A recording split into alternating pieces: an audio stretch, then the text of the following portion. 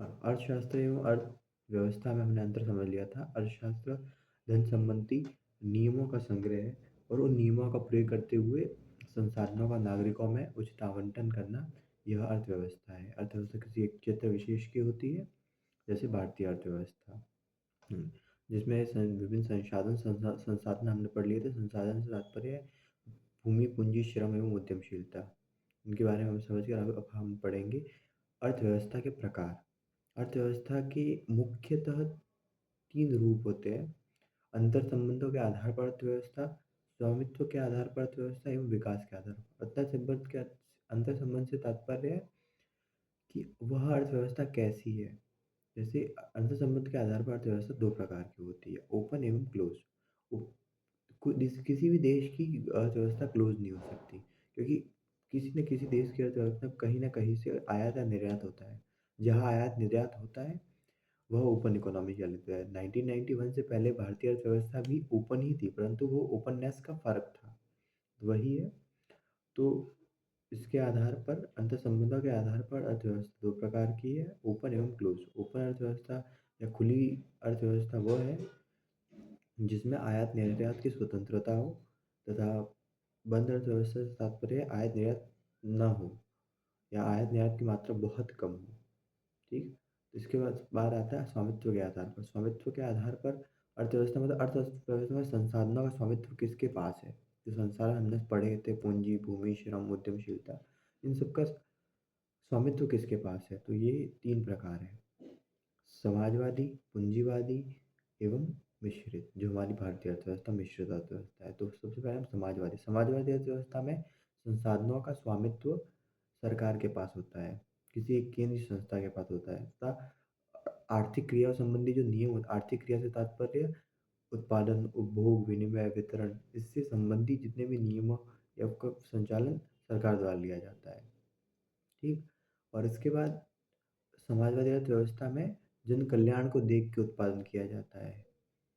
जन और एक जो ज़्यादा से ज़्यादा कल्याण की बात की जाती है। वहीं दूसरी ओर पूँजीवादी अर्थव्यवस्था में लाभ के आधार पर, हाँ, लाभ के आधार पर अर्थव्यवस्था मतलब बाज़ार में माँग एवं आपूर्ति को देखते हुए उत्पादन किया जाता है। जो जिसे हम कहेंगे बाज़ार कीमतों के आधार पर। हाँ, तो पूँजीवादी अर्थव्यवस्था में बाज़ार शक्तियों के आधार पर हम उत्पादन करते हैं। जैसे बाजार शक्ति से तात्पर्य है मांग एवं आपूर्ति, तो उसके आधार पर उत्पादन किया जाता है और अधिकतम लाभ की बात की जाती है पूंजीवादी अर्थव्यवस्था में। वहीं दूसरी ओर मिश्रित अर्थव्यवस्था में जो सरकार केवल नियामक की भूमिका के रूप में मतलब रेगुलेटर रहती है सरकार। उत्पादन और जो उत्पादन किया जाता है उसमें लाभ के साथ-साथ जन कल्याण को भी देखा जाता है कि जनता की आवश्यकता को देखते हुए, केवल लाभ की भावना न रखते हुए, ये मिश्रित अर्थव्यवस्था है जो हमारी भारतीय अर्थव्यवस्था है। वहीं तीसरी ओर हम देखेंगे विकास के आधार पर। विकास के आधार पर आपने पहले सुना भी होगा अल्प विकसित, विकासशील एवं विकसित अर्थव्यवस्था। अल्प विकसित से तात्पर्य है मतलब जो संसाधन है उनका दोहन है वो बहुत ही कम है।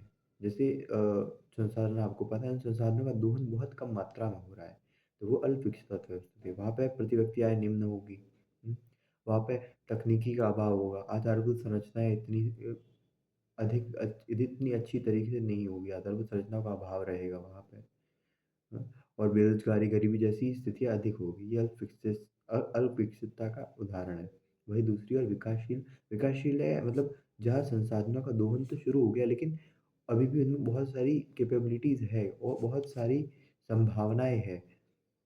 तो ये और जहाँ प्रति व्यक्ति आय अल्प विकसित की तुलना में अधिक है एवं तकनीकी है परंतु विकसित देशों या विकसित अर्थव्यवस्था की तुलना में तकनीकी का अभाव है एवं आधारभूत संरचना में भी विभिन्न प्रयास नहीं हो सकते हैं। ठीक है? वही दूसरी सबसे पहला बात आता है विकसित अर्थव्यवस्था।